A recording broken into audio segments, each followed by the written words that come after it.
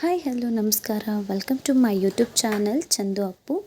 ನಾನು ಇವತ್ತು ನಿಮ್ಮಲ್ಲಿ ಜಾಮೂನ್ ಯಾವ ರೀತಿ ಮಾಡೋದು ಅಂತ ಶೇರ್ ಮಾಡ್ಕೊಳ್ತಾ ಇದ್ದೀನಿ. ಪ್ರತಿಯೊಬ್ಬರ ಮನೆಯಲ್ಲೂ ಗೊತ್ತಿರುತ್ತೆ ಯಾವ ರೀತಿ ಮಾಡೋದು ಅಂತ ಹೇಳಿ.